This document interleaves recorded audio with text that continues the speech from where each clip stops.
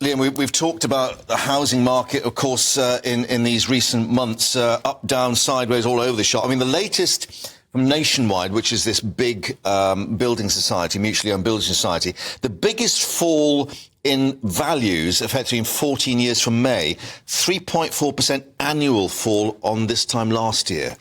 That's right. House prices have fallen for 8 of the last 9 months, Mark, and with interest rates rising, we're expecting another interest rate rise on the 22nd of June from the Bank of England.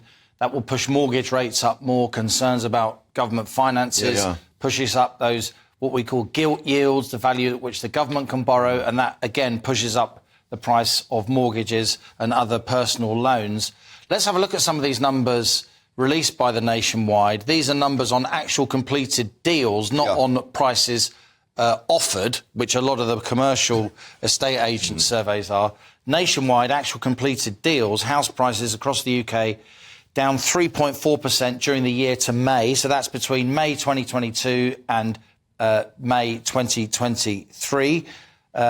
They're down 4% since the peak in August 2022. And that 4% drop, that is the biggest drop, as you say, since July 2009, just after the financial crisis. The average property price now is £260,736, though there are places in the UK, you mentioned Bradford, where the average house price is a lot less. You know, the idea of getting a house in London or even a small flat for 260 grand, a beach hut in certain shishi coastal resorts in the southeast would be a joke. And let's just reflect, Mark, on mortgage rates. A third of all houses are mortgaged now in the UK. More houses are owned outright than are owned with a home loan because, of course, lots of older people own their homes outright. The 2-year fix, if you want to get a 2-year fixed-rate mortgage, it's now 5.38% on average. That's up from 3.03%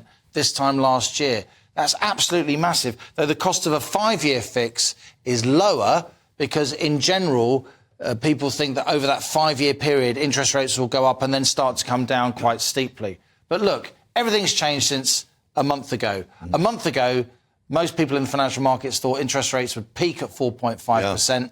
Now, after that inflation number earlier, a couple of weeks ago, there's now a sense that they're going to go up to at least 5, possibly 5.5%. So that's bad if you've got an existing home loan, but it will push house prices down further, I think. So if you're trying to get the housing ladder, it makes it easier. Well, this is the question. Is this good or bad news? I mean, I know Best Invest, which is one of the big sort of beasts in the market, the storm clouds are gathering. But one would think that lower prices means more people can get on the market and it starts to move things around. However, there's this whole thing of confidence in the market. That's right. If your main asset is falling in value, that stops you spending money effectively and going out and doing things. Now, just to reiterate that economics isn't boring, it's always changing. Again, this time last week, you and me were sitting in these precise seats saying, the IMF was wrong, we're not going to go into recession after all. And look, Germany's gone into recession. The UK, aren't we doing well? The UK isn't going to go into recession this year. We won't get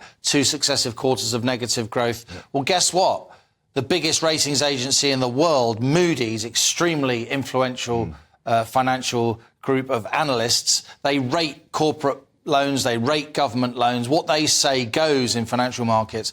They're saying that the UK will now go into recession precisely because of what I'm talking about. Higher mortgage rates, the combination of higher mortgage rates but diminishing house prices, undermining consumer confidence, undermining business confidence, and therefore pushing the UK into a proper slowdown. Look, housing markets is always a double-edged sword. Journalists tend to be, they say, house prices up, it's got to be a good thing. But, increasingly it isn't a good thing because people are trying to get on the property ladder. Having said that, if house prices come down a bit, but you have to pay more for your home loan, it's great if you've got a wealthy family that can pay cash for your first home. But if you are overwhelmingly reliant on a home loan, on a mortgage, as prices come down and interest rates go up and the loan gets more expensive, your monthly outgoings to actually secure that house, they may actually go up. And the other part of this equation, in terms of the politics, the question that Labour keeps asking, do you feel better than you did in 2009? Are you better off after 13 years? The problem for the government is that, the pain actually is coming from the Bank of England now, which is an independent body in all but name. That's why I would say the future of the Bank of England is very much in play. Really? Yeah, I would say that. My own personal view, the problem isn't that the Bank of England is independent, that it was made independent by Gordon Brown back in 1997. Yeah. The problem for me is that the Bank of England hasn't been independent enough. Right. It's been too dominated by the Treasury. There haven't been enough outsiders, intellectually credible outsiders, people bringing new thinking. I do think, and I've written many times, said here to you, Mark, there's been too much groupthink at the Bank of England. I think the last one was only 2 members who actually put their hands up and said, maybe let's just keep rates on hold for a while. The Bank of England, for me, the 9 members of the Monetary Policy Committee should have voted to be raising interest rates long ago, as early as mid-2021, right, when many of us were saying there's a lot of inflation coming down the track.